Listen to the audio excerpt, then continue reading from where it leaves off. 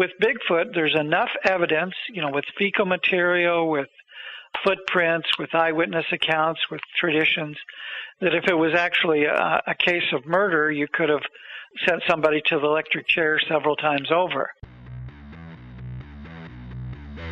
Ladies and gentlemen, Binal of America! I wonder if we're going to learn more about the Thunderbirds by having some new fossil discoveries that will really kind of shake up science in general. The Tazoverm are these 4-foot-long, almost like a giant beaded lizard that are often reported in the Alps. The other thing that a lot of people don't know is that there's actually enough water in Loch Ness to bury everyone on Earth under 6 feet of water. Oh, wow.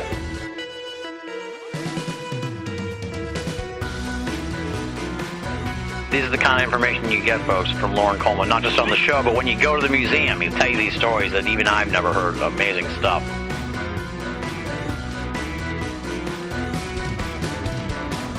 And now, ladies and gentlemen, Binal of America Audio, with your host, Tim Binal.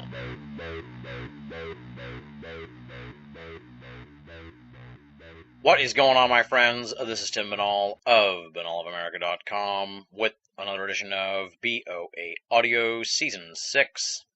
Big thanks to our buddy Pete Diggins for providing the theme music to this installment of the program. Check out his website, aurophonic.com, and that's spelled AUROPHONIC.com. One minor in-house note here this week on the program. We were scheduled to have Cullen O'Reilly on the program this week, but I actually shifted things around at the last minute, called an audible, and decided to run this fantastic interview with Loren Coleman. Wanted to time it for the big relocation of Loren's International Cryptozoology Museum. But wouldn't you know, this being BOA Audio, of course, I had the episode all lined up for you, was really very close to having it to you, and we got nailed with this winter storm, knocked the power out at BOA HQ, and the episode was sort of sitting there half done while I waited for things to resume. Anyway, that's sort of to catch you up on where we're at here as we go into this installment of the program. As noted, our guest is the iconic Loren Coleman, and we have finally got him back on the program after a nearly 5-year absence to talk about pure cryptozoology. Of course, we've had him on for the baseball special, but we only had him on to talk crypto stuff way back in Season 1. So this is a big, big, big return to the program by Loren Coleman. Very excited to have this episode for you folks. I have been waiting to talk to Loren about pure cryptozoology for so long, so when I finally got the chance to sit down and talk to him, we just covered a myriad of areas. Really, this is an in-depth and richly arrayed conversation covering cryptozoology, not just from the land, but also the sea and air. Over the course of the next 90 minutes or so, you're going to hear us talk about Loren's amazing International Cryptozoology Museum, covering it from a whole bunch of different angles. Then, of course, since I am a massive Bigfoot aficionado, we're going to have a lengthy discussion on my own personal white whale. And we're going to get into the state of Bigfoot research. Where do we stand on proving the existence of this mysterious beast? And as noted, land, sea, air, we're going to cover a veritable menagerie of cryptids, including the orang pendek, yeti, the Loch Ness Monster, Champ, the Abominable Snowman, Ogopogo, the Montauk Monster, alien big cats, chupacabras, thunderbirds, and even the Tazoverm. That is just a crypto zoo of creatures here, my friends, and we're going to talk about all of them on the program. It is a conversation that spans the pantheon of cryptozoology's most famous and infamous creatures, as well as providing a look at the current state of the science with the legendary Loren Coleman. For those folks out there who are unfamiliar with Loren Coleman, I feel bad for you because he is one of the all-time greats in the world of not just cryptozoology, but esoterica as a whole, and I'm going to try and provide you with just a bit of background on him. Loren Coleman is one of the world's leading cryptozoologists, some say the leading. Certainly he is acknowledged as the current living American researcher and writer who has most popularized cryptozoology in the late 20th and early 21st centuries.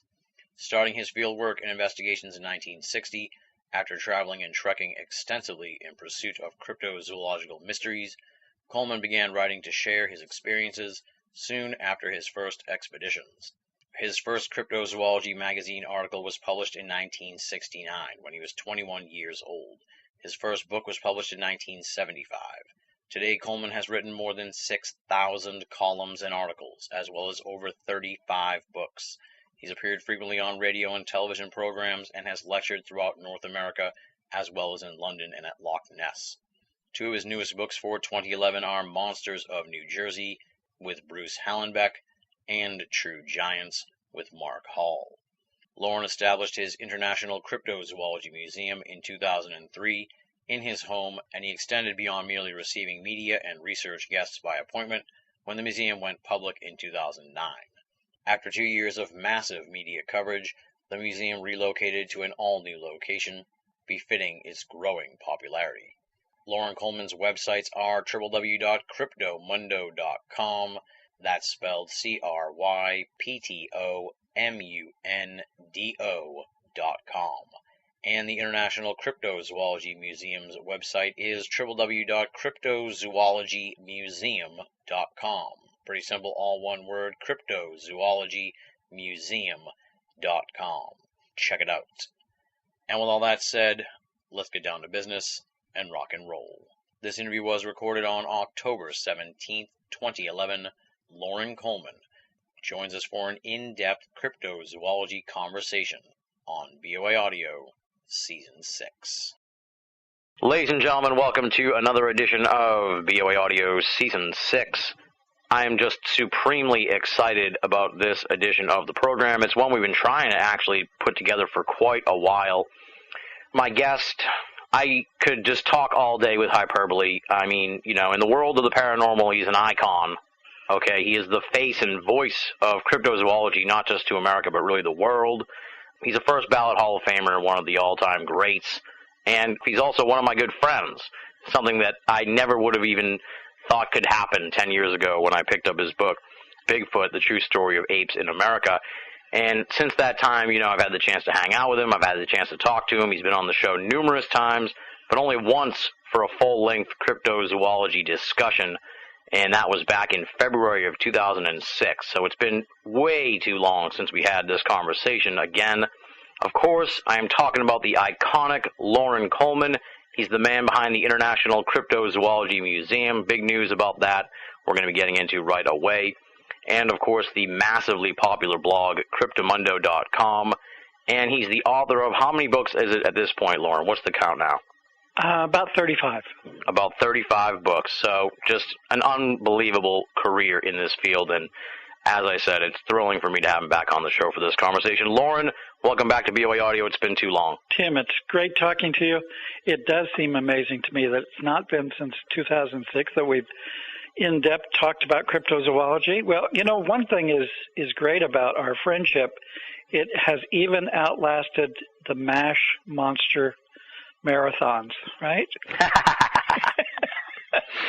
Yes. We outlasted little get-togethers that used to happen in Massachusetts.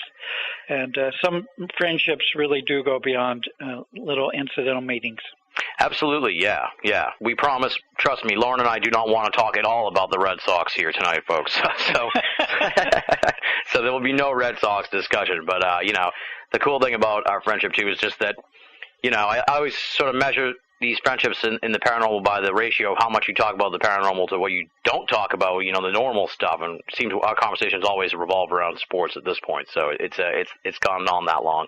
Well, let's talk about, of course, the big thing, the International Cryptozoology Museum. Coming up, of course, on the 2-year anniversary, but you've got this big move going on, the grand reopening on October 30th, 2011. Talk about, what's going on with the museum. Well, what occurred, of course, the museum itself was created in 2003 with two primary missions. One, to really preserve and respect the history of cryptozoology. I was hearing about so many collections that were being ditched into dumpsters and being trashed and being forgotten. And then also, I, of course, had a massive collection that a lot of documentary film companies, a lot of reality TV and researchers wanted to see.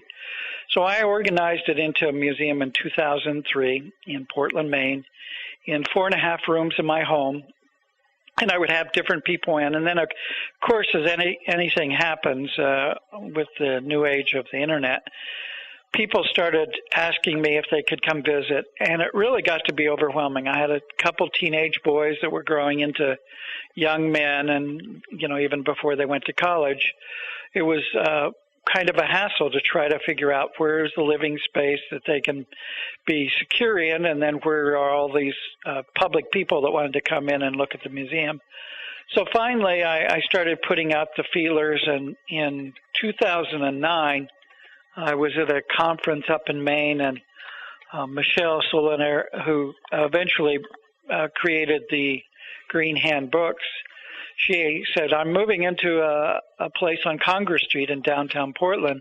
There's a room at the back of it. Would you like to have your museum there? And I jumped at the chance and put all of my major artifacts, evidence, different things, actually turned out to be over 2,000 items into 500 square feet.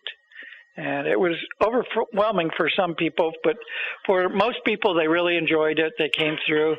But then I signed a 3-year lease, and I thought, at the end of this 3 years, I'll definitely want to move. Well, it turned out at the end of 2 years, I just needed to move. It was just too small. We were too successful. We were getting people from New Zealand, from Australia, from England, Germany. I counted in the last 2 weeks. We were the destination site for 7 different honeymoon couples. Oh, my God. There was some people came in a week ago. They had just got married in Madrid, Spain, and they decided to come over to New England. And the very first place they wanted to come was the International Cryptozoology Museum. As it turns out, they'd heard me on a podcast over in Spain. I've been on, the museum and myself have been on U.S. Navy television, a podcast and television show in Italy, one in Germany, one in Spain. And so our international acclaim, so to speak, is getting to be so much that people are getting married and they're coming here for their honeymoons. And we needed to move. We needed to move. And so we've we're moving out of this space that's, under 500 square feet, and we're moving into a space that is about 5 times as big as where we're at. We also, in the last 2 months, have filed for and been granted nonprofit corporation status in the state of Maine, and we're doing all of the continued filing to get the IRS 501c3. So it's just the amazing thing is that the museum is just becoming more and more well-known, more and more successful. I mean, we're on, I heard about from all of these people from all over the world that we're mentioned in Lonely Planet. We're on the Huffington Post top 7 weird places in the United States to go see. We were in Reader's Digest in the main issue and Yankee Magazine, quirky spot of New England.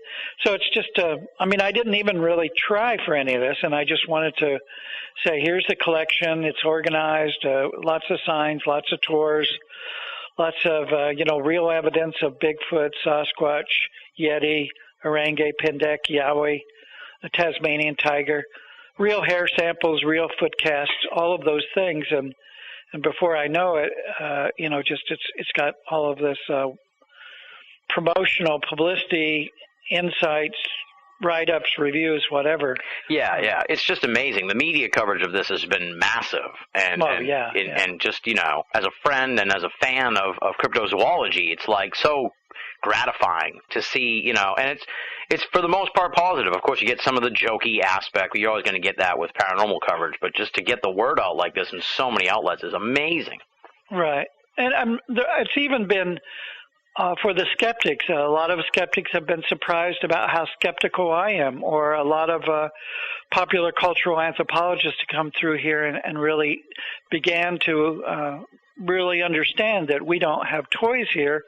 We have artifacts that might have a cultural background to them. And, you know, the Teenage Mutant Ninja Turtles are actually the kappas from Japanese folklore. And so a lot of people are understanding that, or like what's behind the jackalope or the fur-bearing trout or the Fiji mermaid, which are rogue taxidermy items of cryptozoology. So it's entertaining, it's educational, and it's very scientific as a baseline. And of course, here to take a metaphor from baseball, if we build it, they will come, and it really did happen.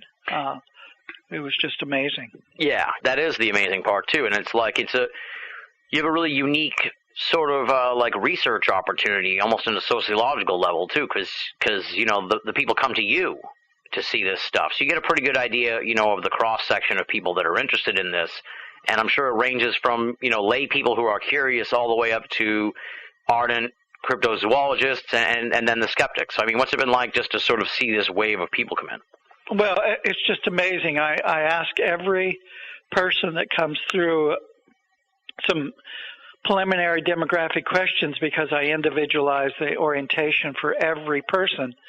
So in those 3 to 5 questions that I ask people, I can find out if they're a lifelong cryptozoologist or if they're somebody off of a cruise ship and they saw us on a map and they were tired of the art museums or the lobster shack, so they wanted to go to someplace unique that's only in Portland and really only here as the only international cryptozoology museum in the world.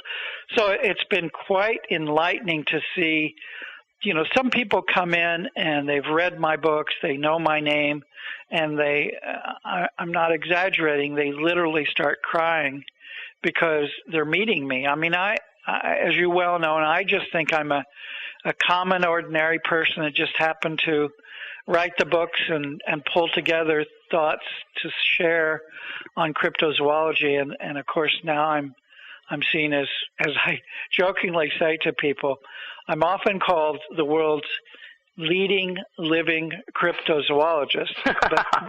But for me, the most important phrase is that I'm living. Exactly. And so everybody can be the greatest. I just wanted to make sure I shared all of this before I kicked the bucket. So here it is. And I still go out. You know, I just returned from a 3,000-mile road trip to Illinois in which I stopped in Indiana, investigated the giant turtle reports. I stopped in New York and investigated some old Black Panther reports at the Van Eaton Swamp. And in Pennsylvania, I went and looked at the territory in Fayette County where there's Bigfoot reports. So I'm still out there in the field. Just because I have a museum, I haven't stopped being field research worthy, as well as documentary film programs call me up and they say, can we fly you to Point Pleasant, West Virginia, as Discovery Channel's William Shatner's Weird or What did last spring. So I'm still doing all of that. I'm still, being in the museum sometimes and then also writing books. So I've never been so active in my life, actually. So it's great. It's great to be alive. Yeah. Well, that's fantastic to hear. And I've remarked to people, too, when I'm talking about the museum, one of the greatest things in the museum is you, because like you said, you tailor this, you even tailor the presentation to what the people are looking for. I mean, this is like, you're not just going to the International Cryptozoology Museum. You're getting the full Monty here from the guy who really is, as I said, the face and voice of cryptozoology. It's worth the trip alone, so I enjoyed it thoroughly. I can't wait to see the new space. I'm really looking forward to seeing what you do with that. Yeah, I surprise a lot of people. They tell me they're from Oakland County, Michigan, and I just have this little filing system in my head, and I say, oh, yeah, the site of 1969 Black Panther reports. And they just look at me like, I either have 3 eyes or something. But once in a blue moon, they say, oh, yeah, my mother actually saw that, and we never told anybody. We read about it in the paper, but we saw it too. And it's amazing how, like the other day, I was telling the story of Ruth Harkness and the discovery of the giant panda, and the woman standing there, and she all of a sudden says, wow, that's amazing. I never thought that I'd come here and you would have talked about Ruth Harkness, because my grandmother was the woman that had all of Ruth Harkness's letters, and the lady in the panda, she was in the movie, she was in the book, and I'm the granddaughter of the woman that knew Ruth Harkness. So it's like these incredible connections that happen all the time. People coming here and then finding out they are part of the exhibits. And the other part of it that's really fantastic, sort of going along with the research opportunity aspect of it too, is like, up until now, we really didn't have this sort of clearinghouse for stuff. Like if this lady had material that you want, like where would you give that stuff to? Now it can be sent to Lawrence Museum, so it can be preserved, like you said, so people's collections and stuff don't go tossed in the trash or something like that. Yeah, and that, and one of the things that I've tried to really instill in people is I don't care if they give it to this museum, but I want them to really understand the archives in cryptozoology should be given to their alumni, to their local library, their foundation, whatever. We, of course, would like to have it for the museum to share it with other people. And so, for instance, the artist in North Carolina just recently had a show here in Portland, and he just donated a dozen paintings that are unique to cryptozoology to the new museum. A man who, a researcher, who made a lifelong obsession to collect every jackalope postcard and other kind of fake and folkloric cards with jackalopes and fur-bearing trout. And he's dying of cancer in Germany, and he just donated his 3 notebooks of all of those postcards to our museum so we can exhibit them. So it's quite exciting that people are really understanding that there's a history here. And for instance, before he died, one of the researchers that was connected to the Tom Slick expeditions, he donated the hair samples, the fecal material, the skin samples to our museum. And in fact, it kind of comes around that happened a few years ago. And on October 25th, for instance, Travel Channel is doing a special on the Tom Slick fecal material samples that are in this museum on their program, Mysteries at the Museum. And, those shows that go on those documentary channels, they're just repeated forever. Mm-hmm. So we're really putting into the documentary history all of this material that kind of was always forgotten. It's just amazing. It's absolutely amazing when you step back and just see the totality of what's gone on here with this museum. It's just fantastic. I'm just so happy for you that it's turned out to be such a success. Just thrilled. Thank you. Now, it's been 5 years, as I said, since even more, 5.5 now, since we had the last full-length crypto conversation here on the show. Let's sort of dive a little bit in here now to the world of cryptozoology. And, I consider Bigfoot sort of like my white whale. Even though I have an interest in UFOs, I just passionately have an interest in Bigfoot and sort of getting to the bottom of this mystery.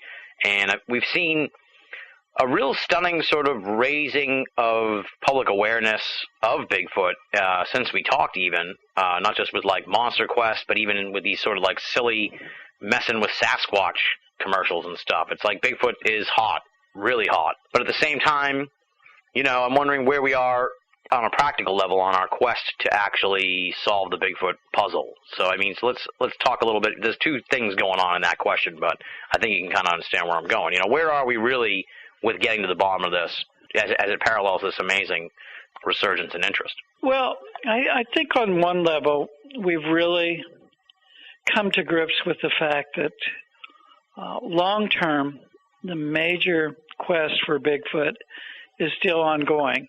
And part of the problem, of course, is funding. During the Victorian era, one of the reasons that we were able to pursue things like the giant panda, the mountain gorilla, and some of these larger unknown animals in Africa and Asia was that you had museums and you had zoological parks that were interested in proving if these creatures actually existed, adding them to their collections and all of that. So you would have people in the field for 6 months at a time. Now we're in the age of, we used to say MTV, but it's really the internet, it's Twitter, it's, instant thoughts, instant email, instant messaging, and TV programs that are interested in funding some searches for Bigfoot. But how do they do it? They do it by sending someone into the field for 3 days. Yeah. So the frustrating part is there's never been a higher interest in Bigfoot, but there's never been lower actual funding for the searches. You also have a lot of possible secret projects going on. A lot of people are talking about the Erickson Project or other projects that are funding Jeff Meldrum and things like that. But long term, we're going to have to be patient, because if there's a real project going on where they're testing DNA and they're testing hair samples, they're not going to rush to have a news conference like we saw with the Georgia hoax in 2008.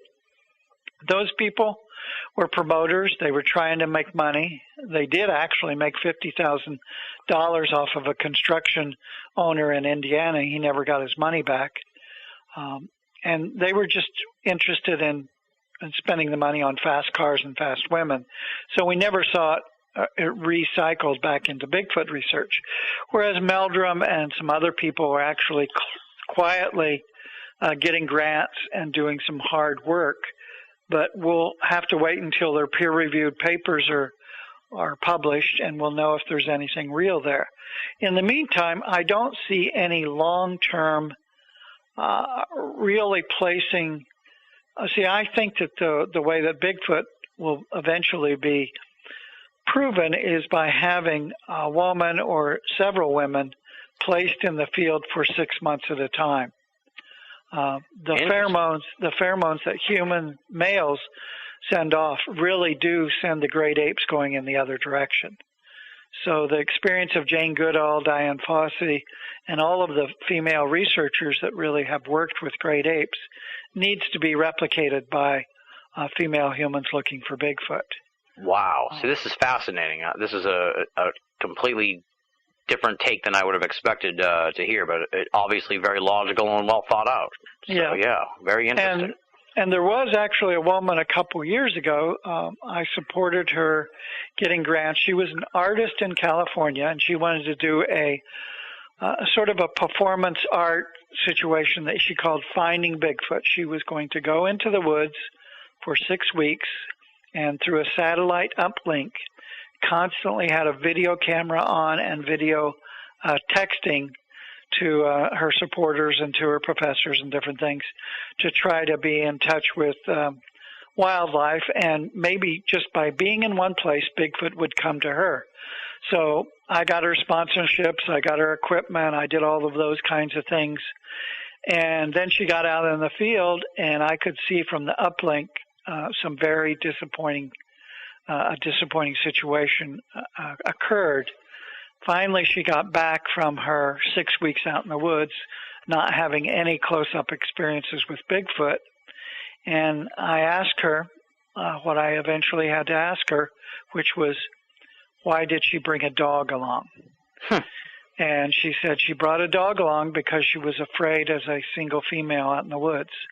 Unfortunately, all of us know that the one animal that you never take with you if you're trying to find Bigfoot, in a camping situation or a stakeout situation is a dog, because Bigfoot have a natural animosity against the canids. They've been known to kill them, to rip them from limb to limb, to really get in fights with them. It may be the old wolf versus Bigfoot kind of syndrome, but I found that unfortunate, and so I told her, I said, I wish she would have let me know that. I would have suggested to go out in the field with 2 women or 3 women, but never to take a dog. It's almost as illogical as when you hear about weekend Joes, six-pack Joes going out to find Bigfoot, and they're smoking cigarettes, because the smoking of the cigarette sends the Bigfoot going the other direction too. So, there's lots of elementary things that I think will lead to the finding of Bigfoot.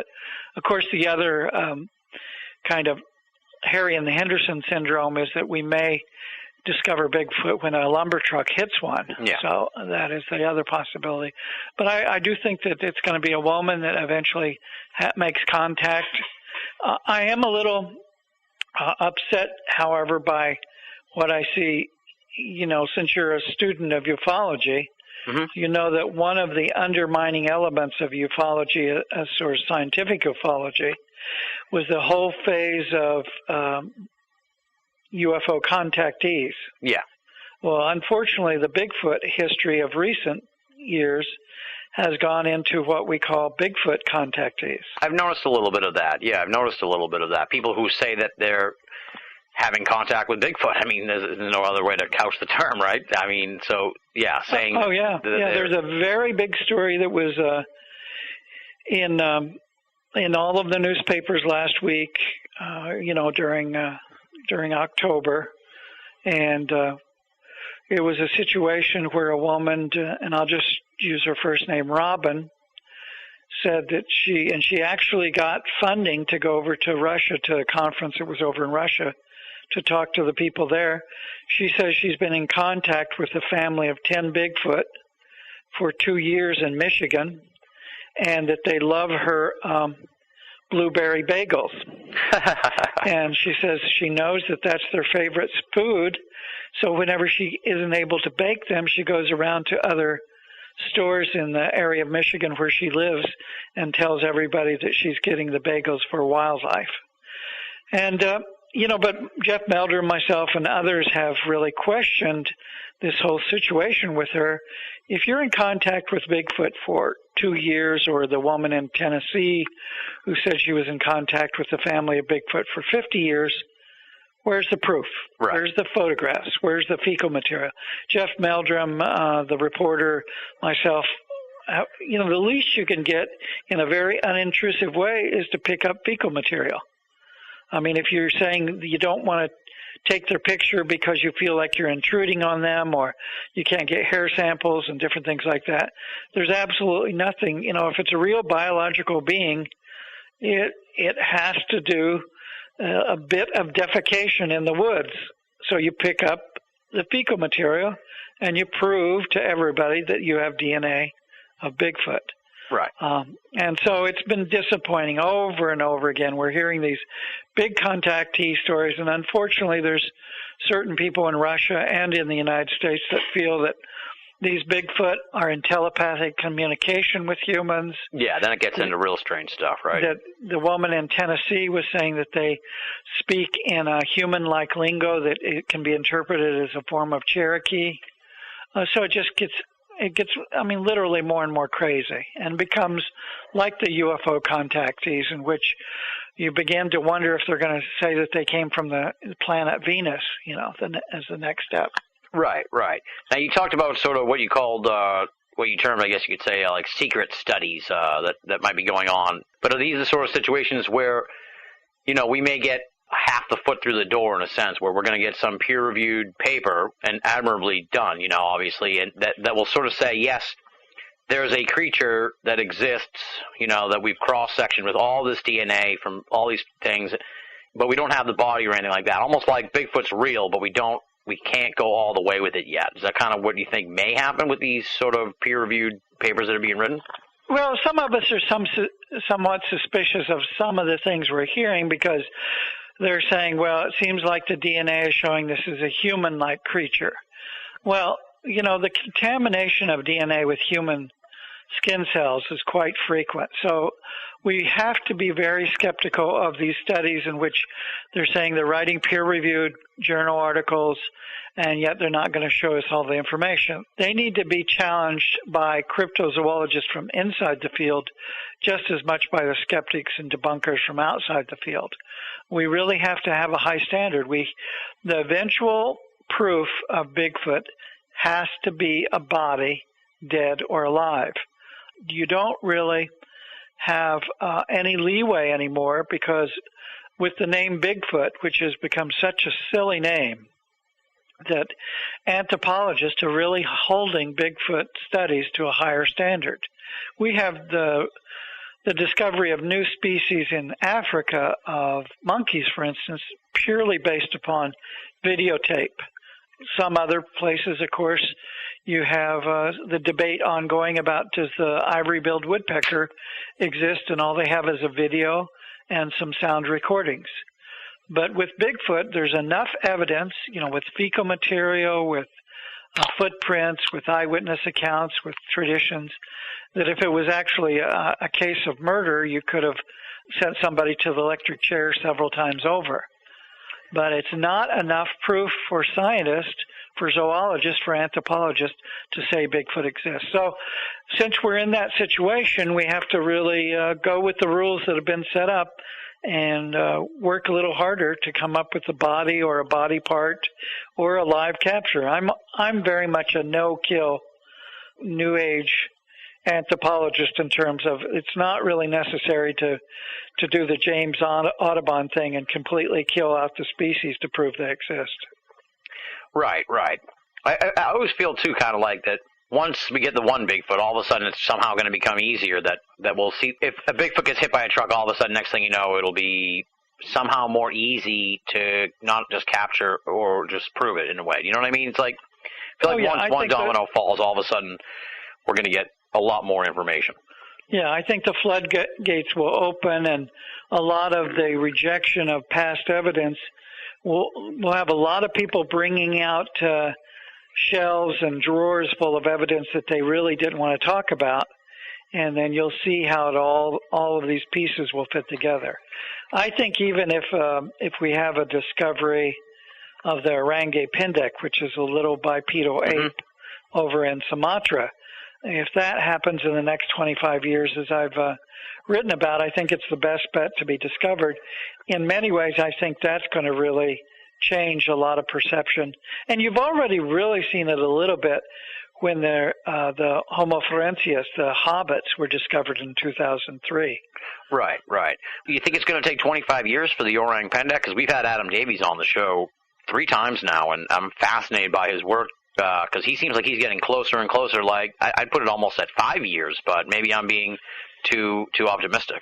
Well, I think Adam, who's been there, who's been in the middle of it, has a little bit of the participant observer addiction. I mean, I really like Adam. I'm also for his work, and I really support it. And the museum has a first generation cast of the Orange Pindek footprint from his 2001 expedition.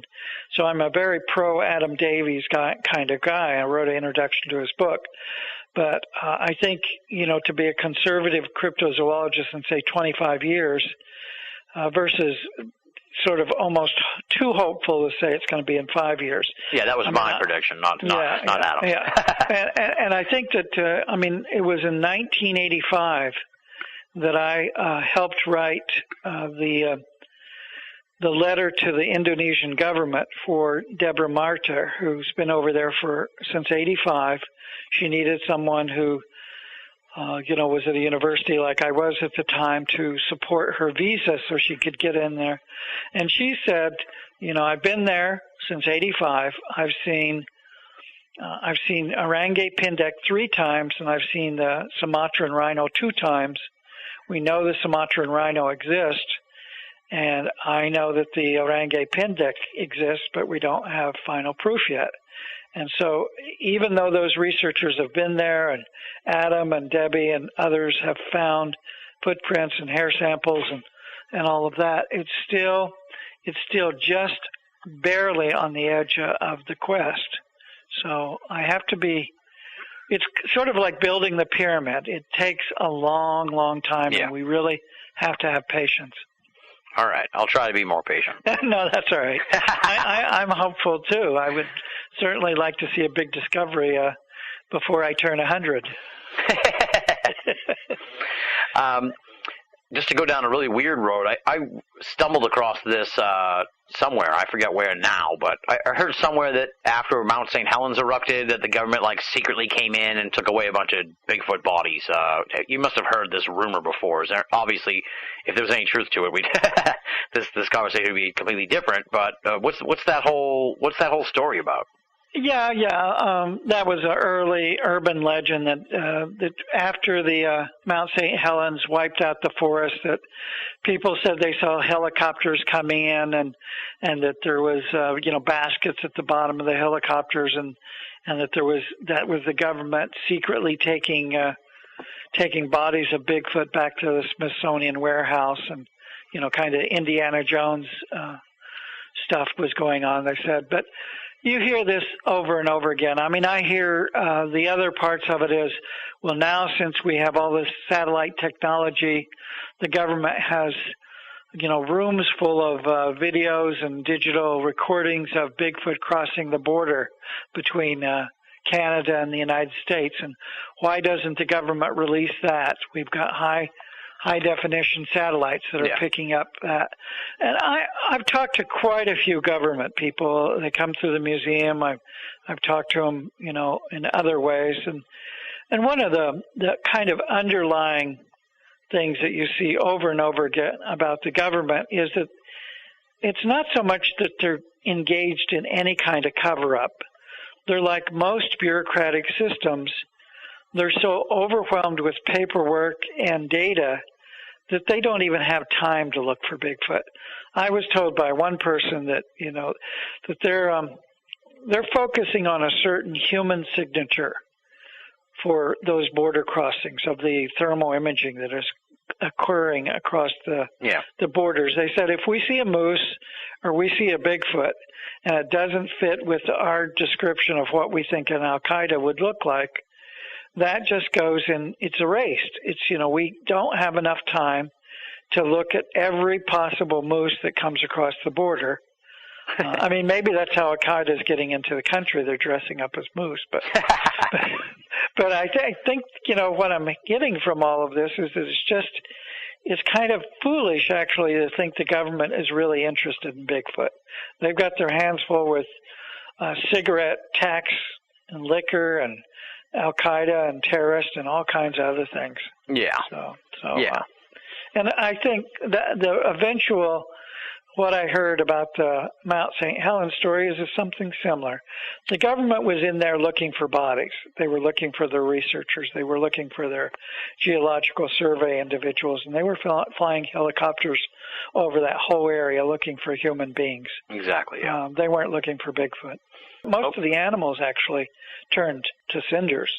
Yeah, that's what I was figuring. Either they ran away in time, or you wouldn't even be able to see the body. It would be just ash and stuff. So exactly, it's probably like not a good place to look. Now, what I find interesting too, we're sort of going into back to the modern era. What's going on with Bigfoot research now is that I spent a lot of time, obviously, on Cryptomundo, reading the articles and stuff like that. It seems like there's always some new video or something like that, but I haven't seen anything really compelling anymore, because it seems like just an oversaturation of these hokey movies or bad films and blurry stuff. I mean, have you noticed this, that with the rise of the camera phone and everything, it seems like there's some controversial or talked about little snippet of film every few months or something like that?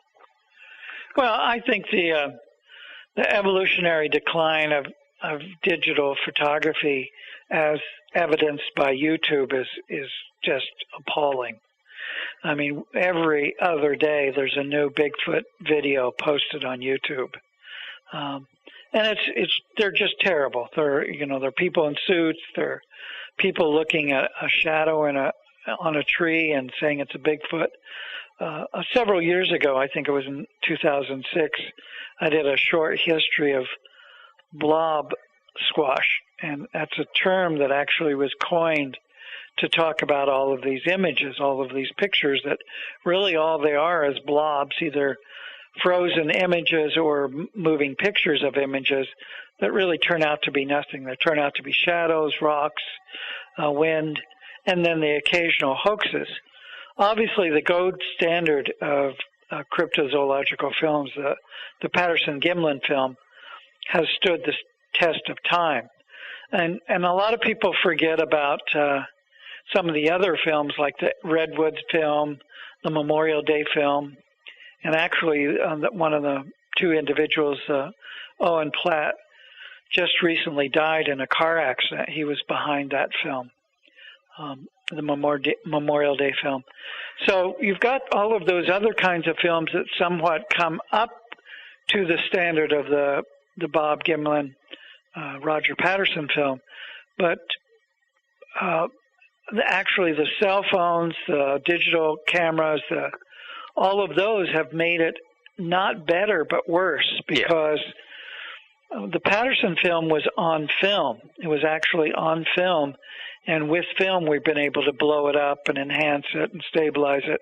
With all of these digital, you can only do so much and blow something up so big, and then it includes a lot of pixel contamination that really doesn't help us. It really hinders the analysis of these creatures on film.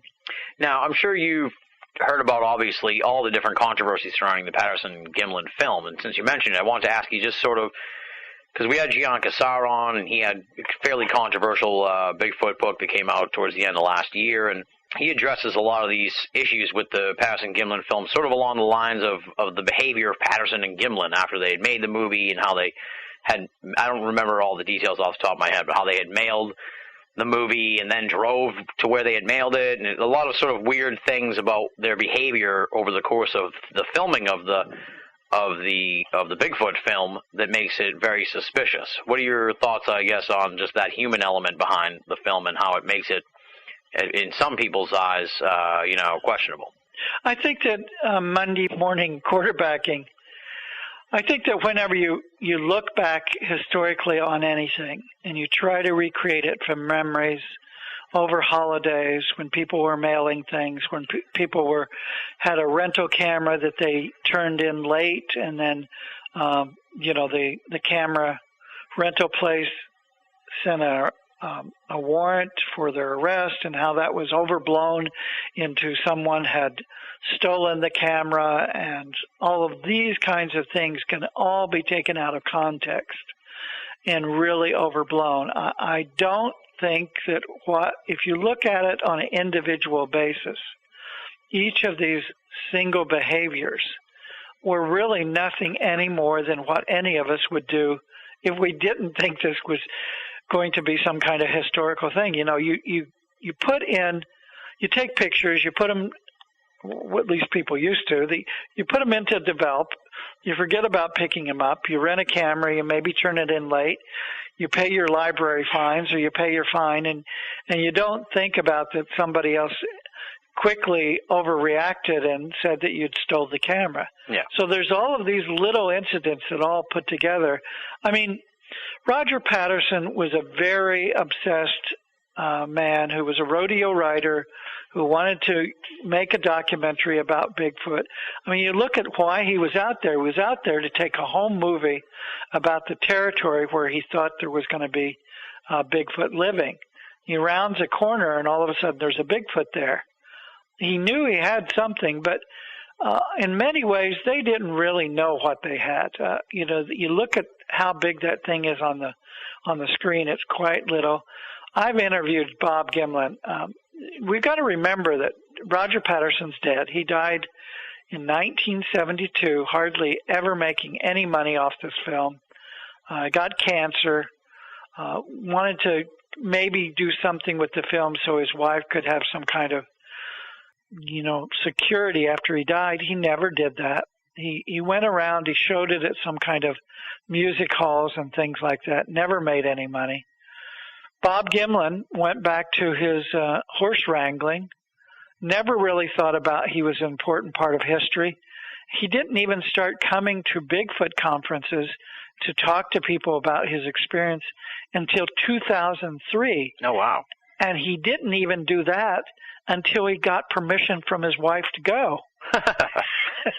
And so Bob's a kind of a nice, homespun, very shy kind of guy.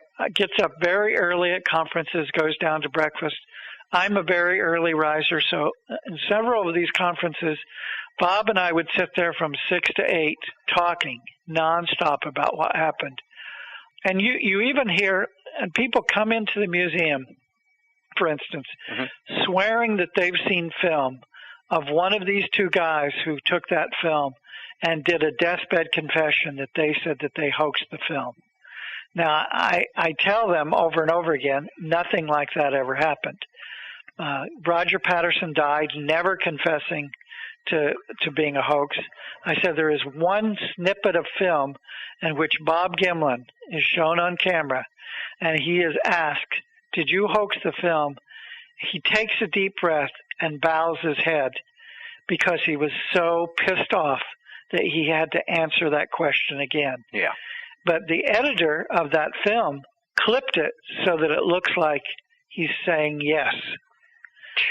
And so it's a manipulation, it's a visual manipulation of that film. And Bob Gimlin has told people over and over again that, as soon as he did that, then he said, no way did I, all of that.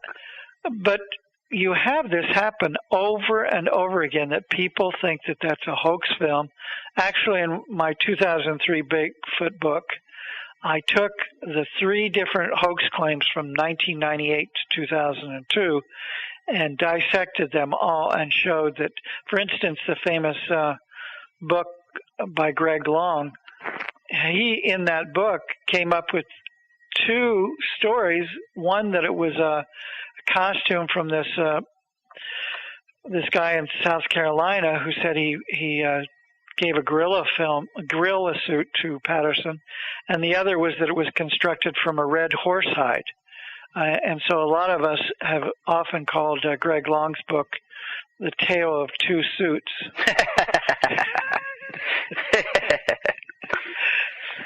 So none of these stories really, they don't hold any water. Yeah. Lemon, there was once a great American named George Henderson. He met a woodland ape or Sasquatch, and despite its dangerous message of environmentalism, became his friend. But when the time came to do the hard thing and send it back into the forest where it belonged, and birds could perch on its shoulder because it was gentle, George Henderson summoned the strength, and by God, he did it. You're listening to Banal of America Audio. 2 eyes, 2 ears, a chin, a mouth, 10 fingers, 2 nipples, a butt, 2 kneecaps, a penis. I have just described to you the Loch Ness Monster. And the reward for its capture? All the riches in Scotland. So I have one question. Why are you here? Now, we sort of talked about the quest for Bigfoot and the search for Bigfoot, and I know you had the book with Mark Hall that came out recently, True Giants. What we found is that there's a whole history and study of Bigfoot, a creature that's about adult size, 6.5 to 8 feet tall. And that's a paranthropus-type creature from Africa, Asia, that's migrated across the Bering Strait, down through the Rockies and the Western Mountains, down through the Andes in South America. Very consistent reports of the Bigfoot Sasquatch, or as Ivan Sanderson called it, the Oma. Now, what Mark Hall and I started picking up is that within the files of Bigfoot researchers, including John Green, Roger Patterson, and some of these other guys from the 50s and 60s, they started noticing that there were reports of creatures in addition to Bigfoot. Okay, yeah. That they were between 20 feet tall and 12 feet tall. And that, for instance, Roger Patterson in his book, he called this the big hairy ape. There was a creature that was bigger than Bigfoot, but it was almost like the information about this, while they took it seriously, it was way beyond something they wanted to study.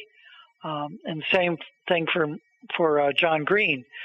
He did the Pit Lake reports of this creature that was almost 15 feet tall, where the people that were making a dam actually compared the height of the creature based upon the trees that they stood next to. And they were looking at a giant, a true giant, as Mark and I call. Okay.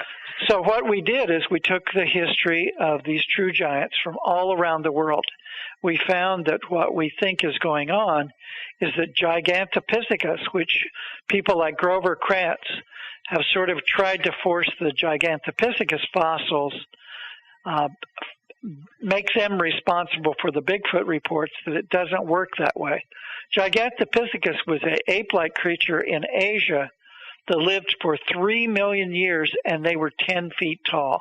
That they are the true giants. That they really are bigger than the Bigfoot reports. That they're very tall in stature, and actually may have a huge head with a sagittal crest and all of that, but they may have very long and thin limbs.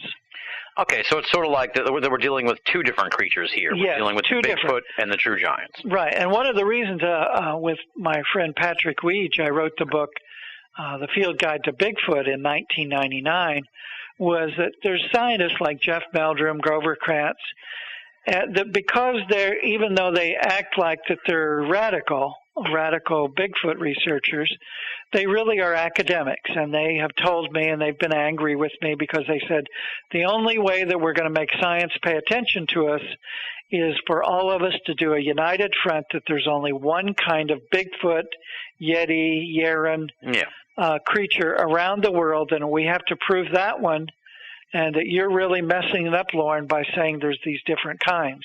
I mean, I think there's a skunk ape in Florida that's different than Bigfoot in the Pacific Northwest. I think the true giants that actually may still exist in Asia are totally different than Bigfoot. I think there's a little hobbit-like creatures in the South Sea Islands that in Hawaii they're called Minahu, and in Flores Island they're called the Igogo.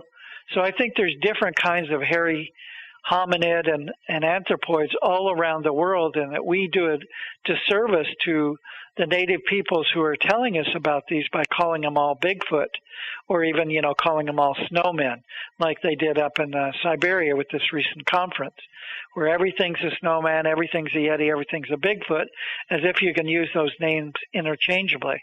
I don't think that's true at all. Right. It's almost like, a pit bull is different from a poodle, but they're both dogs.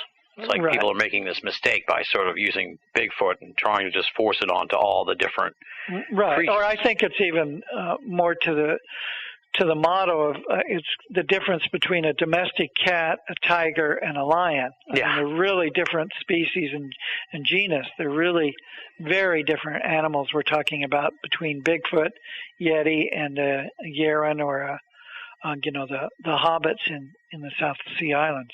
All right, because that's sort of, I alluded to the Gian Cassar book earlier. He sort of has a similar idea where he's saying, multiple bipedal apes around the planet, different types of creatures. So you're sort of in, I wouldn't say agreement, but along the lines of that idea too. So that's cool.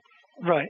Now it seems like also, and maybe you can speak to this, I'm sure, but I've noticed, and maybe I guess it is true because you talked about the contactee issue earlier, but it seems like there's more, the paranormal element is creeping back into Bigfoot-ness, if you will, and people are sort of going back to the paranormal idea, maybe because they're looking for answers still, and then they think, well, we've exhausted the actual animal idea, so now we have to take a second look at the paranormal aspect. I mean, I know you've had thoughts on the paranormal element for years, but what's your take, here in 2011 on that? Well, I think one of the fortunate or unfortunate things about having a 50-year overview of the field is that it does go in cycles. During the 1970s, we had a time of high strangeness. People forget it, but there were individuals, there were paperback books, there were presentations where people were seriously saying that Bigfoot was stepping out of UFOs, was surrounding themselves with electromagnetic fields, was doing telepathy with, human beings. Then it kind of disappeared in the 80s and 90s and the first part of the 21st century. And unfortunately now, Bigfoot and Yeti and all of these things are so popular that we're actually having an explosion of a lot more people trying to think about it. So you do have the person that comes along and says, well, we've got to think about the fourth dimension. I had a doctor come in here the other day, and he very seriously, very down-to-earth kind of guy said, well, I think that, not enough people are exploring that these Bigfoot creatures are coming from the fourth dimension. And he just was saying with a straight face. And his brother was here, who happened to be a lawyer, and he was rolling his eyes the whole time. So, it's another consideration for people. Now myself, I very much agree with my mentor, Ivan Sanderson, that I have an extremely hard time explaining one unknown with another unknown. Okay, yeah. And I think that's the Fordian point of view. Charles Ford, actually, I came across a quote this morning from him, and it said, I will not insult you by, he said something like, I've heard talk of the fourth dimension, but I will not insult you with writing about that. So I think that we have to be very careful because it's so far out there as an explanation with absolutely no proof. It's a great fantasy and it's a great concept to intellectually play with, but it doesn't really help us on a biological, zoological basis for trying to explore the fact that Bigfoot are leaving footprints, they're pooping in the woods, they're tearing down branches, they're leaving hair samples. This is all biologically based. They're eating, berries and grasshoppers and little pica. What do we do about that? That doesn't, they don't zoom over from the fourth dimension to do that, do they? Or do they? Or, are they coming out of UFOs and planting themselves here and then going back into the UFO and conversing with Elvis? I mean, we have to at some point stop and say, we do want to look at this scientifically, and we need to look at the as Ivan Sanderson called it, he wants to look at the tangible intangibles. Yeah. Well, it would be kind of depressing if Bigfoot just came to our dimension just to go to the bathroom. Right, exactly. Or to occasionally sit down in front of a TV and watch a baseball game. Now, we've talked here about, to really butcher sort of a pun here, the big daddy of cryptozoology, that's the Bigfoot. And we talked about this in our original conversation back in 2006, how I have sort of a latent fear in a way that if we capture the Bigfoot, that it'll eventually hurt cryptozoology. I'm sort of coming over that now, and I'm feeling like, given the popularity of the creature, it actually would be this sort of rising tide lifts all ships situation where cryptozoology would be boosted out of the paranormal, I think, completely if we find the Bigfoot. So, but there's all these other creatures that sort of lurk beneath Well, let me address something you've said first. I think that too often we in cryptozoology respond to the critics, the skeptics, the scoffers, the debunkers without realizing we have our own foundation to support. We really can't always react in a defensive posture to such claims that we're a pseudoscience or we're part of the paranormal. Well, I think we have to really keep going down this road that we're a subdiscipline of zoology, that we have a cryptozoological method, which very simply stated is to listen to the testimony of local and native and indigenous peoples, use that as a starting point, and then discover animals based upon finding physical evidence. Now, is misidentification part of what's going on? Of course. 80% of all Bigfoot reports are a woman in a fur coat, back end of a moose, a bear. They're misidentifications. 1% are hoaxes. But the media, the debunkers, the skeptics try to tell us that we're dealing with 95% of hoaxes. It's just not true, which leaves us with 19% of all the cases we're looking at that are the unknowns. And we need to keep pursuing that. Now, what you're talking about with Bigfoot, with Yeti, with the Loch Ness Monster, those three are what I call the celebrity cryptids. Yeah. The celebrity cryptids, and in the 19th century, the other celebrity cryptid was the great sea serpent. So those four groups of cryptids are the one that most people talk about, with the exception we now have, as I was quoted in 1999 by ABC News, chupacabras are like Jennifer Lopez. They're both cross-cultural. We have a real resurgence of interest in the chupacabras now and again, but mostly it's Bigfoot, Loch Ness Monster, and Yeti. And, what I'm really surprised about is how popular Yeti, the abominable snowman, is becoming. I think we're going to have some remarkable new expeditions and movies on that, but that's another side thing.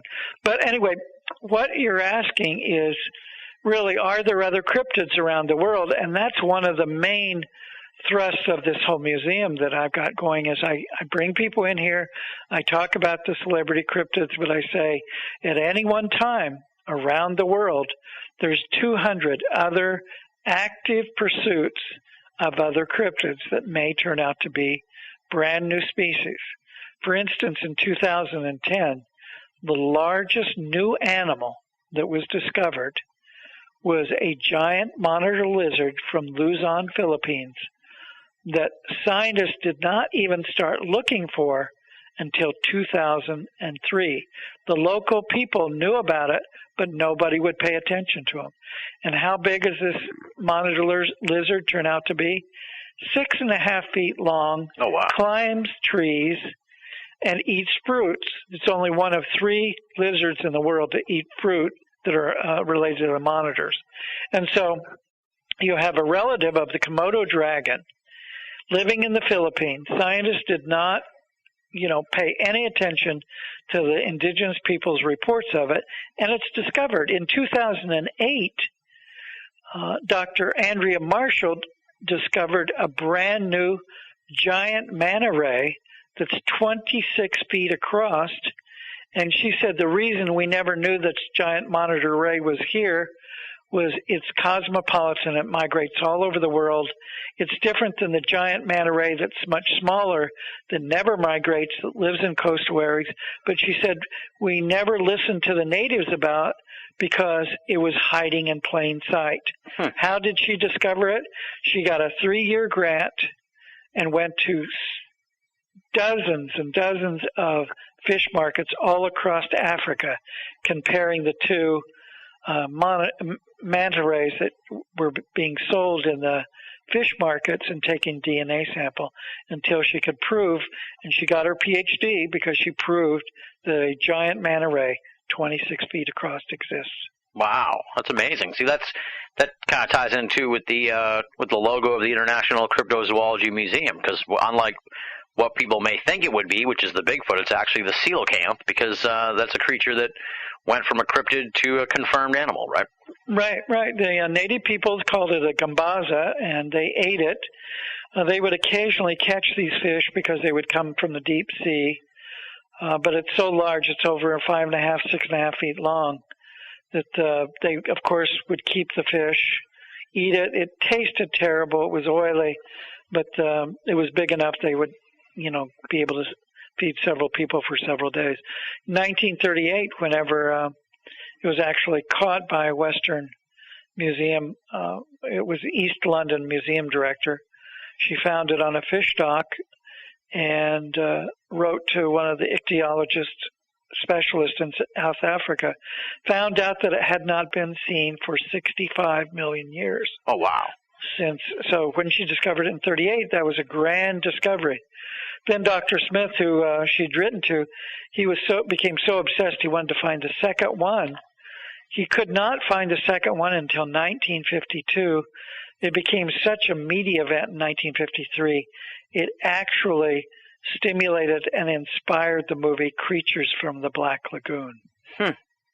So wow. A lot of people don't know that the coelacanth is behind that movie. This is the kind of information you get, folks, from Lauren Coleman, not just on the show, but when you go to the museum, he'll tell you these stories that even I've never heard of. Amazing stuff. Now, you bring up the celebrity cryptid Loch Ness Monster. I feel like I have mixed feelings. I love the Loch Ness Monster, but I also feel like it's not dying in a literal sense, but it's like losing steam. But then I see pictures that come up every now and again, but it just doesn't seem like it's as hot as it was in the 80s. Back, when I was a kid. What's the status, I guess you could say, of Nessie at this point? Well, unfortunately, the feeling that you're talking about, 3 years ago, there was a lot of articles that came out. Robert Rines said he thought that maybe the Loch Ness monsters were dead, that they had become extinct. I tried to tell all of my psychologically aware research friends that we had to be careful about what Robert Rines was talking about. He was dying. The man himself, who had been behind so many expeditions, was growing old. He couldn't go to Loch Ness anymore. He was getting depressed about his contribution to the field, even though it has been great. And then he died. He died a couple Novembers ago. And so Robert Rines, who had funded all of these expeditions that have produced some of the most famous underwater pictures from Loch Ness, really the funding evaporated. His energy evaporated. Henry Bauer, another researcher, has grown old and doesn't go to Loch Ness anymore. So you're getting a kind of a changing of the guard.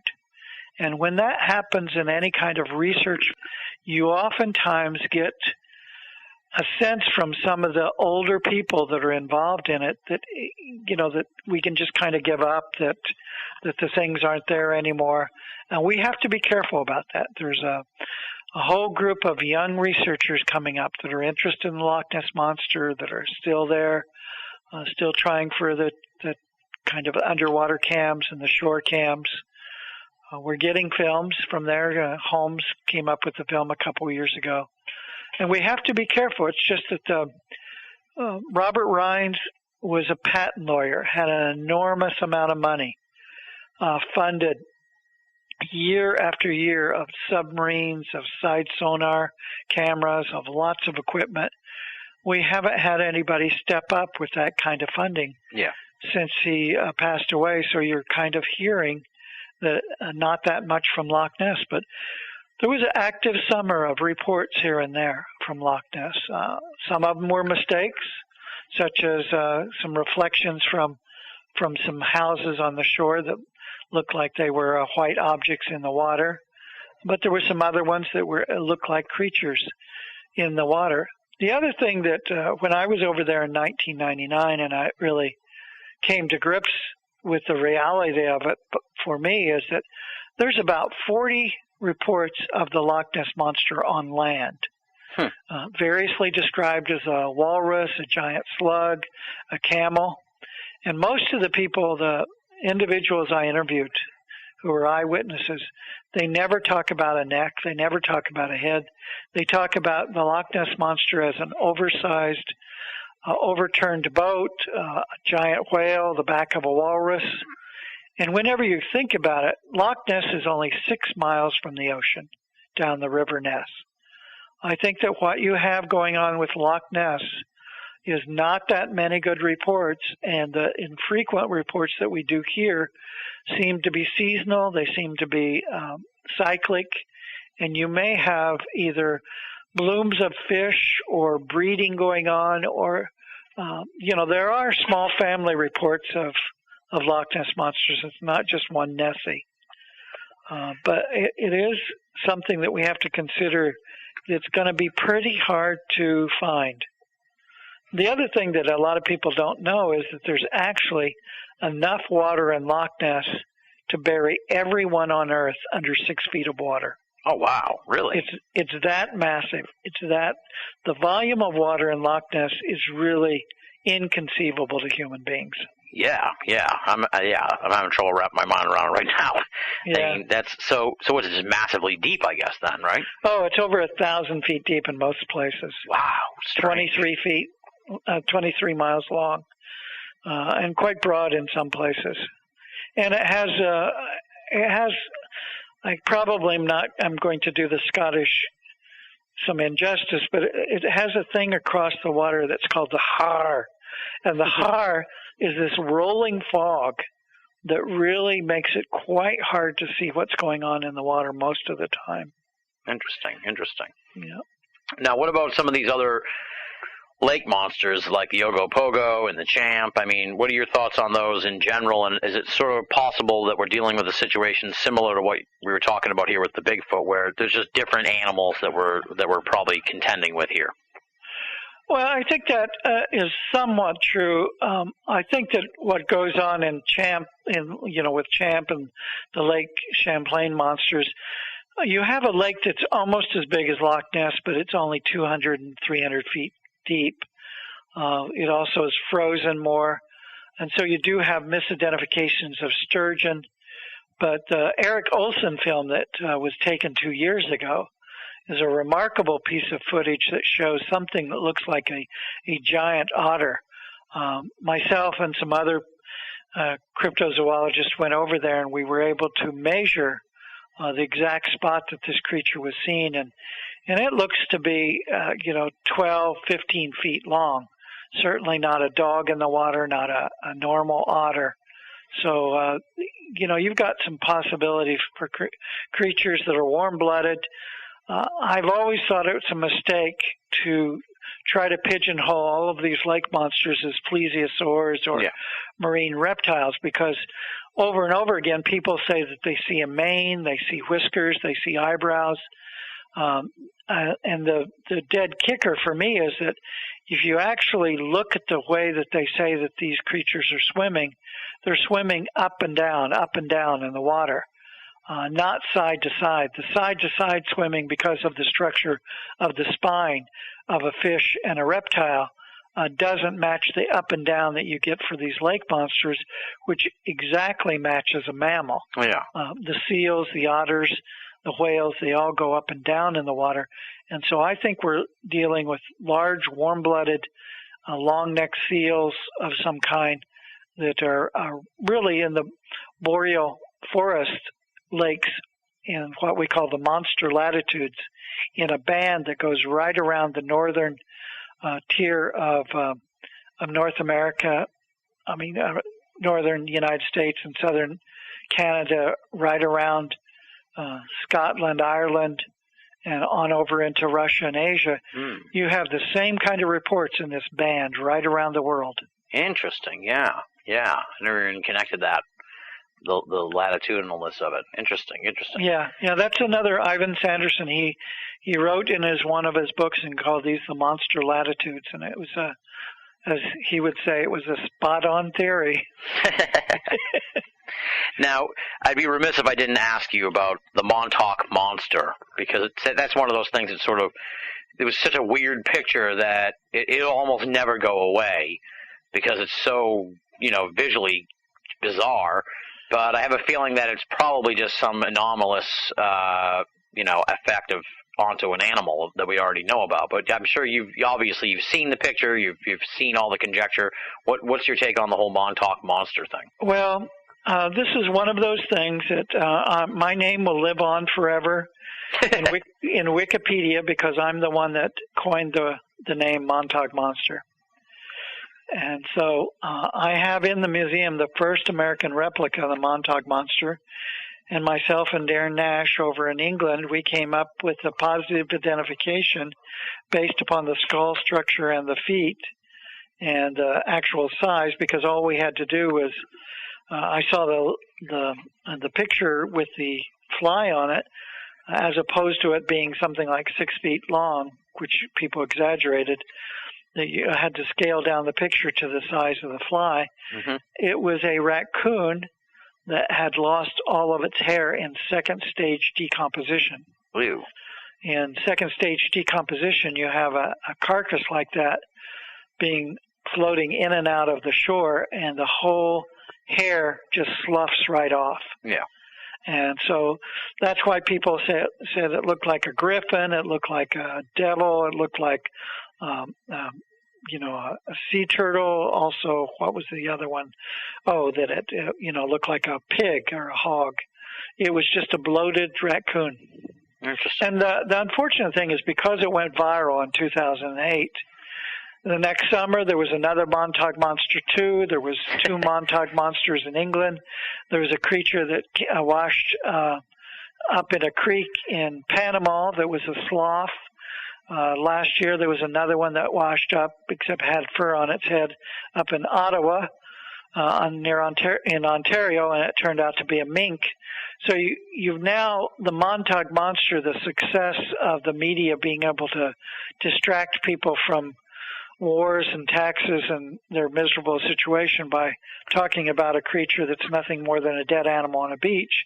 You now have it replicated over and over and over again that this has become a media darling. Yeah. So very interesting. See, I'm glad. I like to think of this program as sort of like the paranormal program of the record, or on the record. So it's good to have this for future. I mean, there are a lot of unknowns, and it is unfortunate. We're in a period where the most phone calls I get from, print media and online media are, will I identify this chupacabra? Will I identify this dead body? Right. And they're all not hoaxes, they're just misidentifications, whereas I'd much rather be talking about the realistic reports of Bigfoot and Yeti and the Black Panther reports, or even, the story of the mountain lion that got killed in Connecticut, and the government tried to explain it away as a creature from the Black Hills of South Dakota. Really? Why would they do that? Just because they don't want to admit that there may be alien big cats running around? Yeah. I mean, about 4 months ago, the U.S. government came out with the final edict saying that there are absolutely no eastern panthers east of the Mississippi except for one population in Florida. And then what happens on June 11th? There were many sightings of a mountain lion in Connecticut. It gets struck on the road in Connecticut and killed. And all of the newspapers, the media arrive, and it's a body of not of a Bigfoot, of a cat. And then it takes about a week for them to do testing, and they quickly have a news conference and said, this is a cat that has DNA in it from South Dakota, and it's not a pet. It's got wild animals in its stomach, so it's definitely a wild animal. So we think it walked for 3 years across the United States to Connecticut. Now, there's been hundreds of reports in that time from all over the East. Now, what's happened since then is from my back channel sources, I found out that the actual findings are that the DNA sample shows that 66% of the DNA matches up with the mountain lions in South Dakota. And you probably got a situation in all of the East where you'll be able to match up DNA with 2/3 of some other cat in some other part of the eastern United States. It's just turning out that they tried too hard to explain away this cat, and that we do think that there are eastern mountain lion in the United States in the East, and they all aren't explained as circus trains crashes, as escaped pets, as drug dealer pets, and other things that we keep hearing about. There's a wild population of mountain lions in the East. And you touched on another one of my pet peeves actually earlier, and that's just this weird sort of like chupacabra frenzy that's gone on in the last few years, where it's just clearly like some kind of sick dog.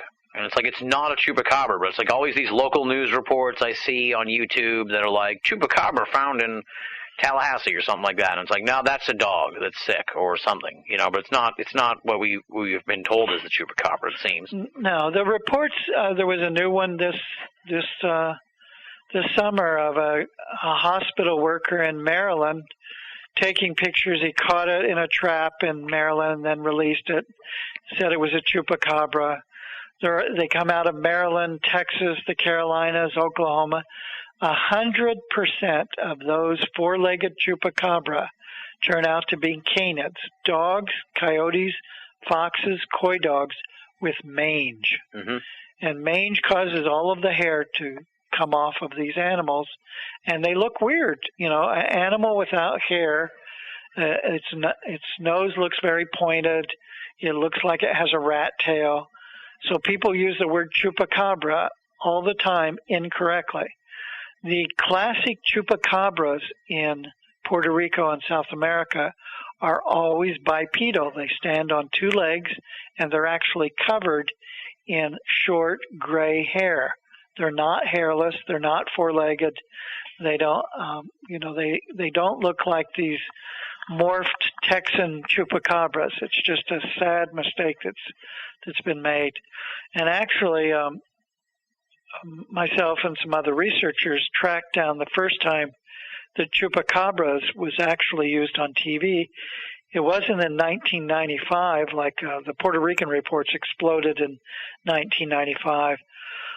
The first chupacabra on TV was mentioned in 1960 on Bonanza, and actually a Mexican farmhand is telling the Cartwrights about a chupacabra that actually sucks milk from goats, not blood.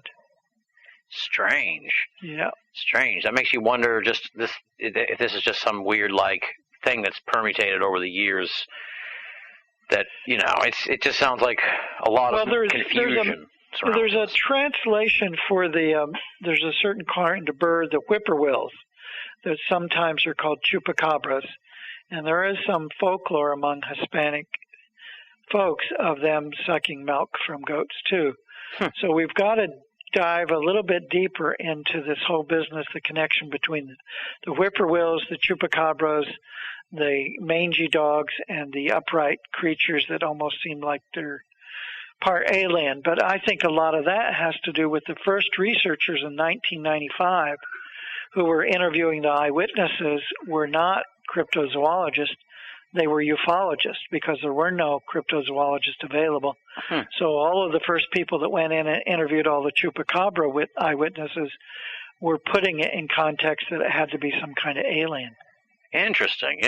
Yeah, that adds a whole nother realm a whole nother dimension of misidentification, confusion to the whole mystery of that. Now we've talked about the land animals here. We've talked about the sea animals. I feel like I'd be remiss if I didn't mention sort of the air creatures of cryptozoology, of course, being the big one, the thunderbirds. I know you're friends with Mark Hall, and you know Ken Gerhard very well. What are your thoughts sort of on where we stand on the thunderbirds? Well, it's kind of been pretty quiet. I mean, there have been reports from southwest Pennsylvania of thunderbirds. There's been some reports from southeast Alaska. But in general, in the last 10 years or so, it's been pretty quiet.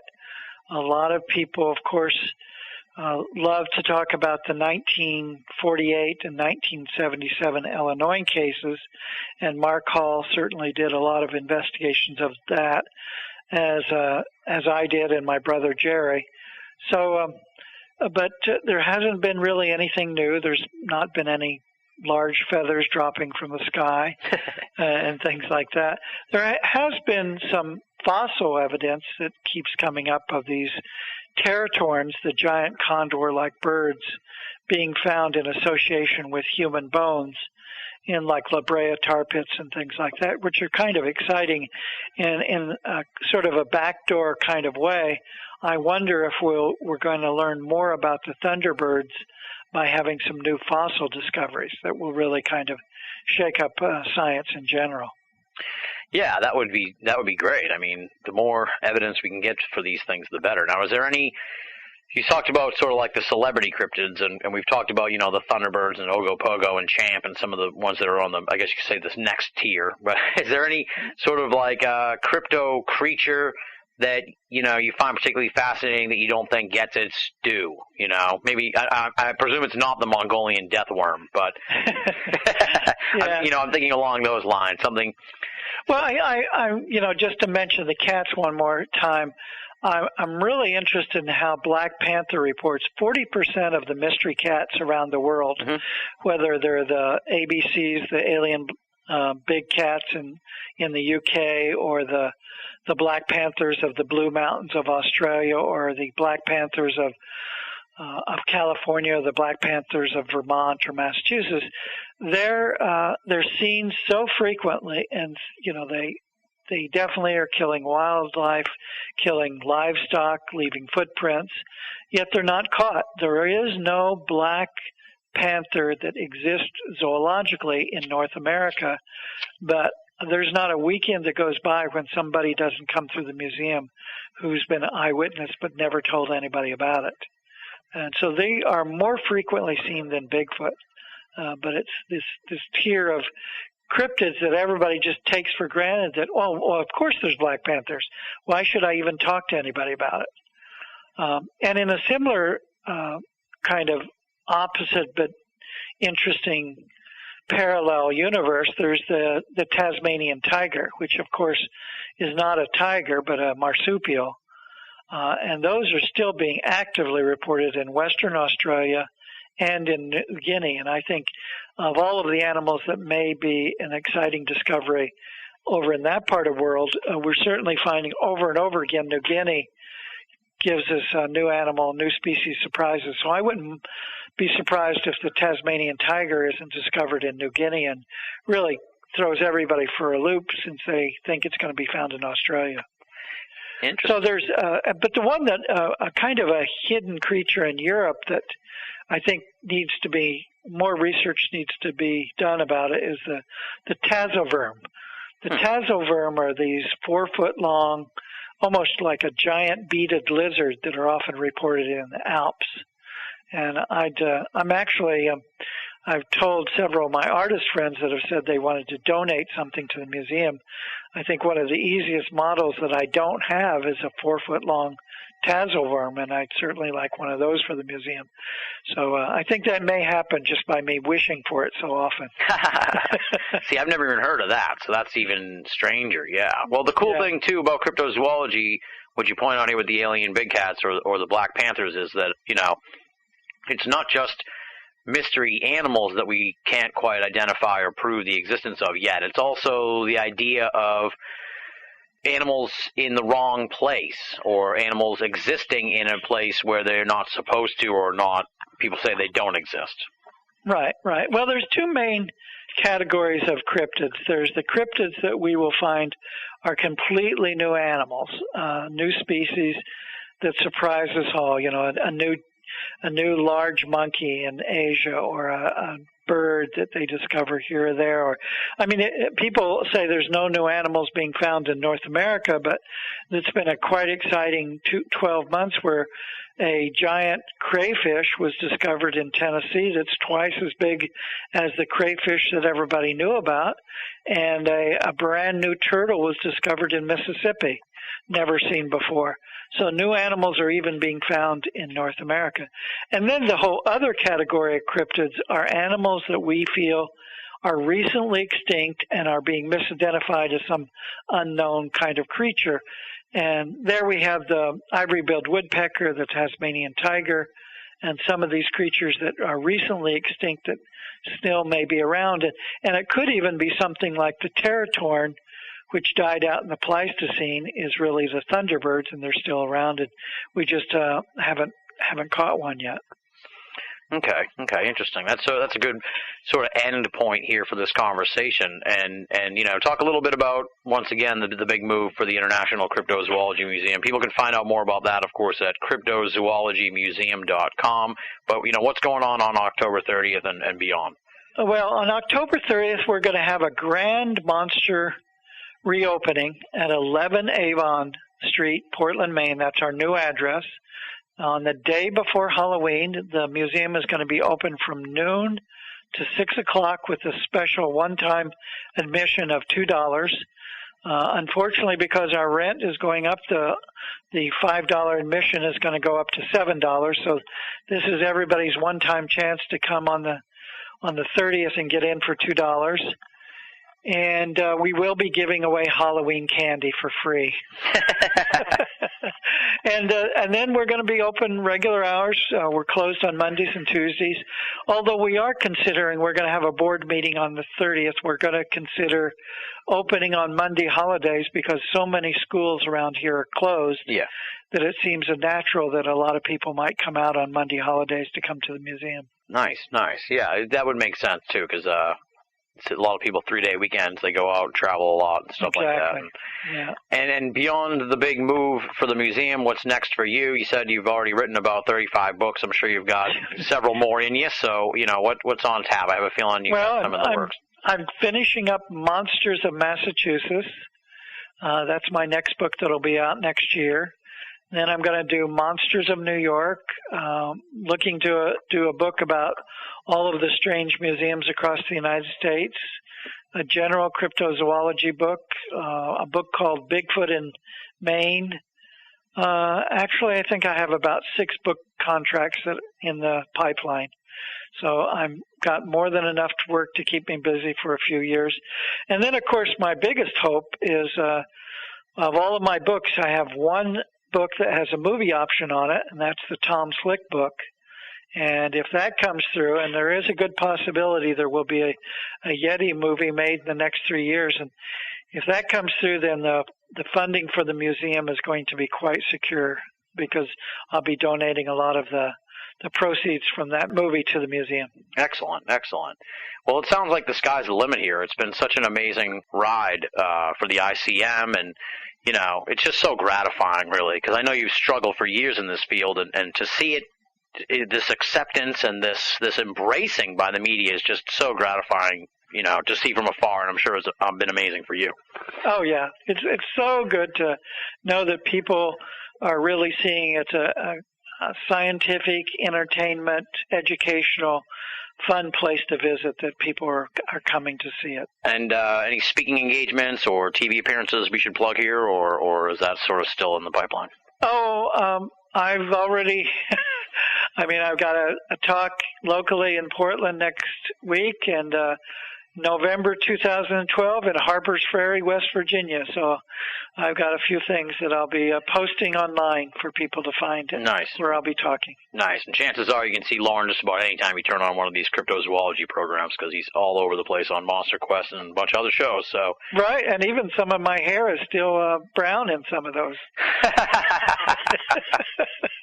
And of course, we'll all be watching and hoping that the cryptids, the Cardinals, will win the World Series.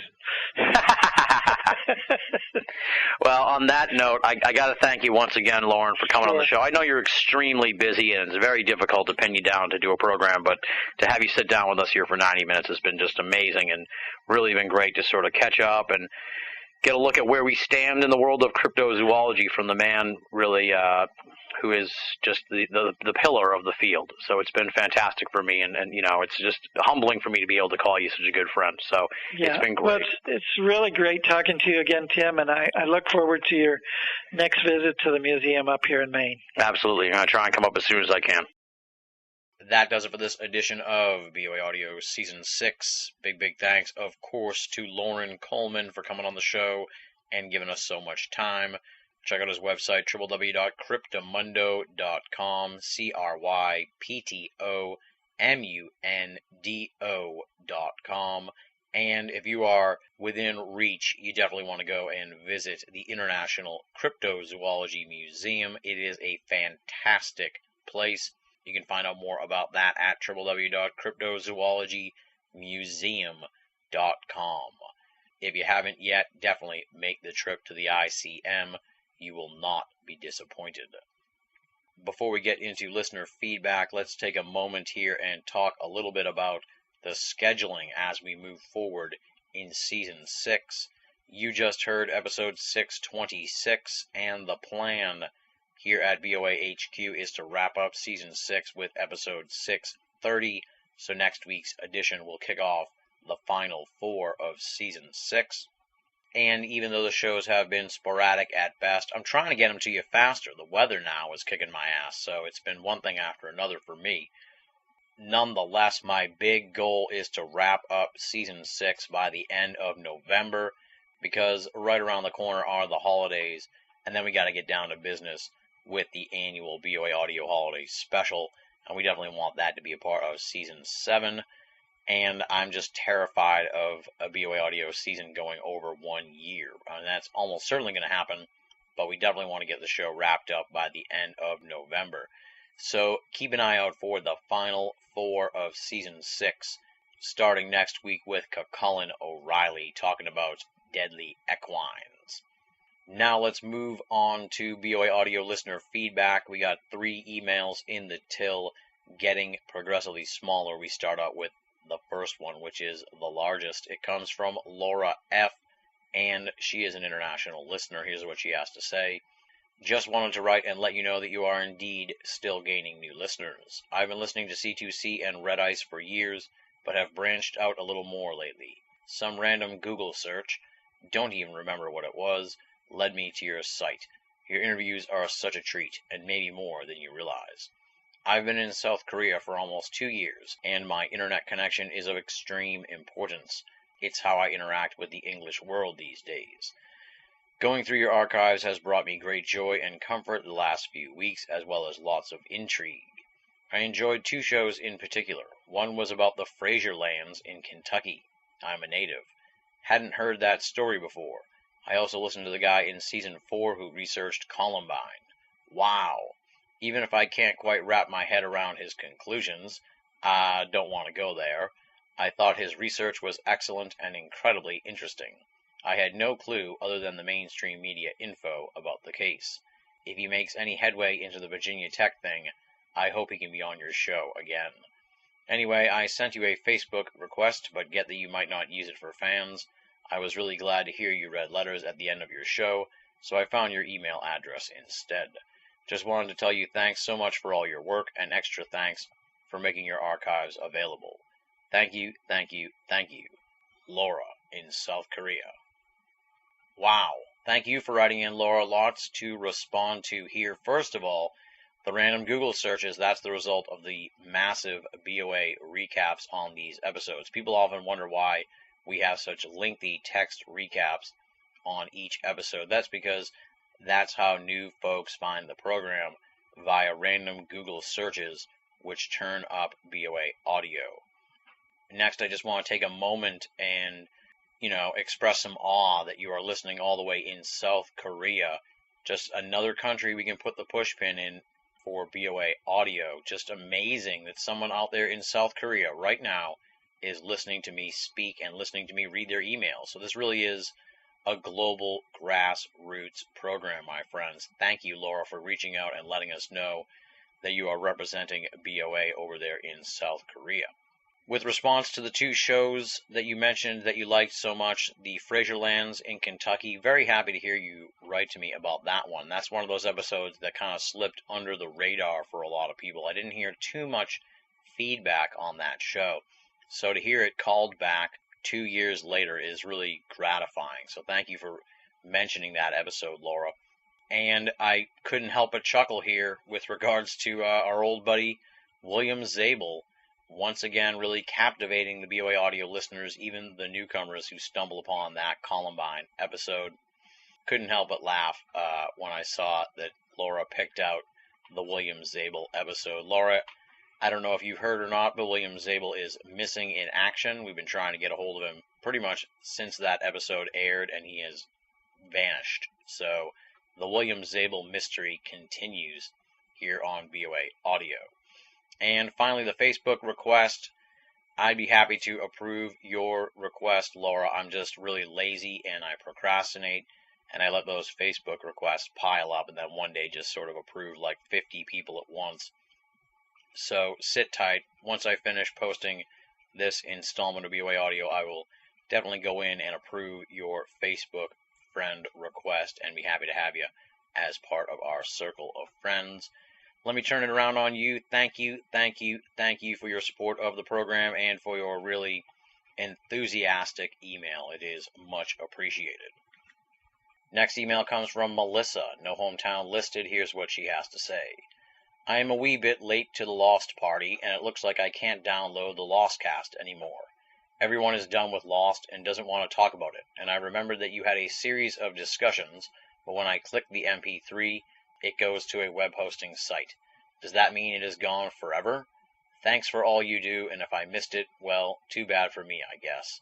Melissa, new Lost fanatic. I hate to be the bearer of bad news here, Melissa, but the Lost cast has gone offline, and it is really so far down on the BOA priority list to get it back online that it is highly unlikely that it will really see the light of day. I don't know, until maybe when there's some kind of Lost reunion or a Lost movie, then we'll revive the Lost Cast and put the archive back up. But when we had the great audio switch of the spring of 2011 here at BOA Audio, the Lost Cast fell offline, and as I said, we just haven't had a chance to take the time to put it back online.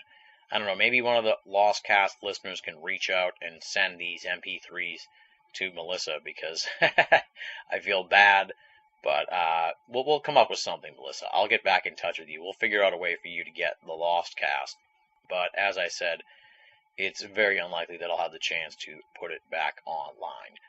Next email comes from Ray, no hometown listed. Here's what he has to say. Moon Hoax, excellent show. I must have listened to that one 20 times. Keep up the good work, Ray. That's it. That's all he has to say. Just wanted to read that one in a way, I guess, because, sometimes we put out some pretty wacky episodes. Sometimes we put out shows that are really, I guess you could say, covering topics that are shunned by the world of paranormal media or the general realm of esoterica, and maybe looked at as a little woo-woo. But I'm more than happy to look at some of the more stranger theories and research that's out there in the world of the paranormal, because I find those concepts really interesting, and really the people behind those concepts to be equally interesting. So to hear Ray say that he enjoyed the Moon Hoax episode so much that he listened to it 20 times is pretty cool, and I'm glad you enjoyed it that much, Ray. And that closes the book on listener feedback. Thanks to Laura, Melissa, and Ray for writing in. Let me give you the means to contact me if you want to be a part of future installments of BOA Audio listener feedback. You can write to boaaudio@hotmail.com, or you can go to binallofamerica.com, BINNALL of America.com, and click the contact button.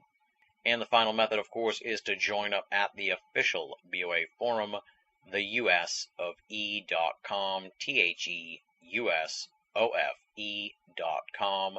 It is BOA's paranormal playground, the United States of Esoterica. Lots of cool discussion going on there with regards to BOA audio, the paranormal, and the world of pop culture as well. And I would be remiss if I did not mention that I am a part of Facebook and Twitter. So if you are also on those sites, feel free to befriend me, follow me, or poke me. I'd be happy to have you as part of my online circle of friends. Now let's take a moment and thank the outstanding and esteemed BOA staff for their help and support at the website and the program. They are, of course, Leslie, Chiron, Regan Lee, Joe V, Tina Senna, Rochelle Hawks, Richard Thomas, Marla Pena, Bruce Pretty, Tony Morrill, our contributing cartoonist Andy Carolyn, and our webmaster Jeremy Boston. I got bunches of stuff from the BOA staff that is waiting to get posted. Just put up a new column from Regan Lee at the website yesterday, so head on over and check that out and make it a part of your daily search for esoteric news and opinion. We're working on a whole bunch of cool stuff here as the holiday season begins. Now comes the part of the program where I take my hat off and pass it around to the BOA Audio listeners and ask you to help us out by making a donation to the website and the audio series. How do you do that? There's two ways to do so. You can go to BOA and make a donation via PayPal. There's a button on the left-hand side of the screen. But what if you don't trust the internet and you want to donate via snail mail?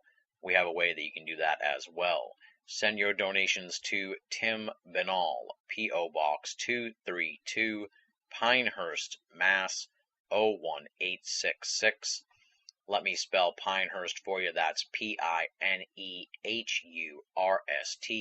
So the complete snail mail address is Tim Binall, P.O. Box 232, Pinehurst, Mass. 01866. And we have two caveats if you send us a donation. First, please make it out to Tim Binall and not Binall of America, because my bank will not cash that donation. And please include your email address so I can shoot you a line and say thanks for your donation. And as always, the standard disclaimer applies. All donations go towards Binall of America and BOA Audio to help keep the website and the audio series up and running, freely available and commercial-free for all of our great readers and listeners the world over.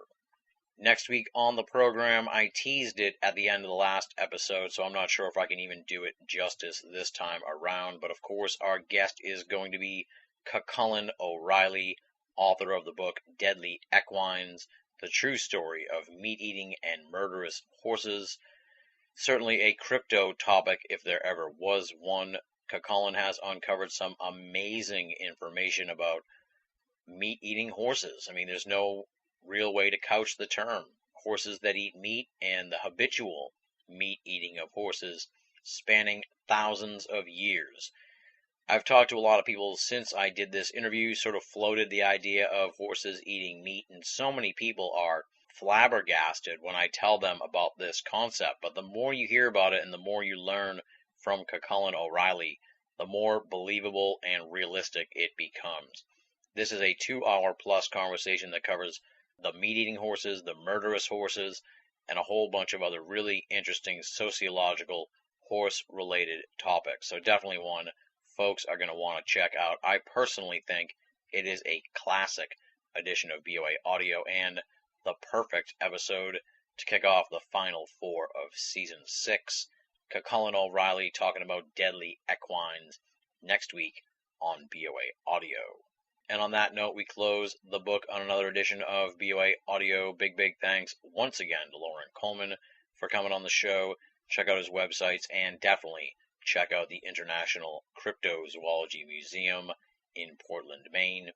Thanks to Laura, Melissa, and Ray for writing in on this week's installment of BOA Audio listener feedback. And of course, big thanks to all you folks out there, the amazing BOA Audio listeners. You guys just continue to humble me with your support of this program. You folks are just awesome. So thank you for your support of the program, and thank you for making BOA Audio a part of your esoteric audio playlist. Until next time, this is Tim Banal, thanking you for listening and signing off.